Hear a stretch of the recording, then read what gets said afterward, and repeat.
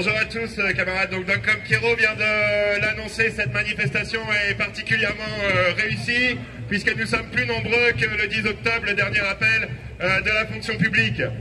Nous saluons la présence dans la manifestation de tous les secteurs présents de la fonction publique bien sûr, mais aussi des avocats qui ne sont pas des fonctionnaires, mais qui sont en lutte contre le démantèlement de la fonction publique, sans laquelle la justice ne peut pas être rendue. Nous saluons les camarades de CEACOM qui gèrent bien souvent du travail déjà eux en sous-traitance de la fonction publique, dans des conditions de travail déplorables et dans des conditions de service rendu aux usagers évidemment, elles aussi dégradées.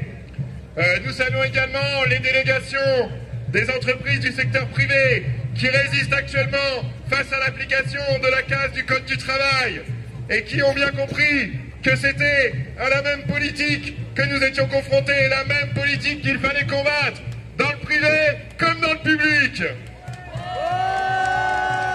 Nous saluons également les retraités et les usagers du service public qui participent avec nous aujourd'hui à cette mobilisation.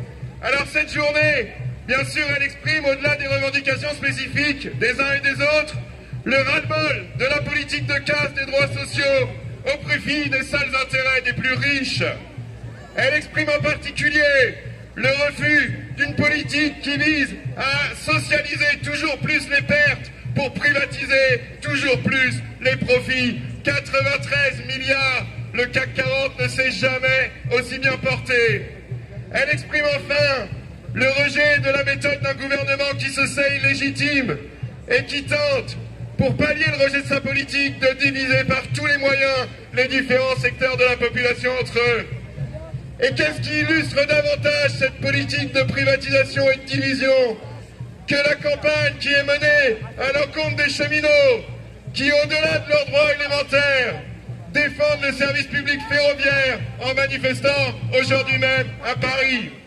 Privilégiés, preneurs d'otages, la même rengaine sans cesse répétée pour noyer le poisson de la politique menée par le gouvernement.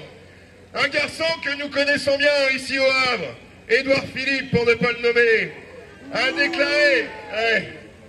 déclaré que les cheminots ne pourraient pas justifier leur mobilisation auprès de la population parce que la réforme de leur statut ne s'appliquerait qu'aux nouveaux embauchés et qu'ils ne seraient donc pas directement touchés.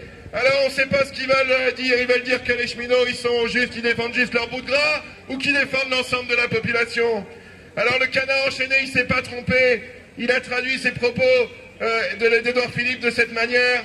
Édouard Philippe mise sur les égoïsmes pour étouffer les mobilisations dans l'œuf. Eh bien c'est à nous tous ensemble de faire mentir Édouard Philippe. Nous sommes venus lui dire à Édouard Philippe que nous ne sommes pas les moutons qu'il croit pouvoir mener à l'abattoir pour assurer les profits des trusts. Et que la seule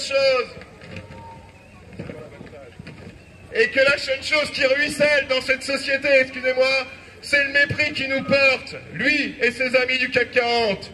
Nous sommes venus lui dire ici, devant cette gare, que nous n'acceptons pas plus la fermeture des lignes de train, que la fermeture des hôpitaux, celle des écoles, celle des tribunaux, la privatisation des épreuves du bac.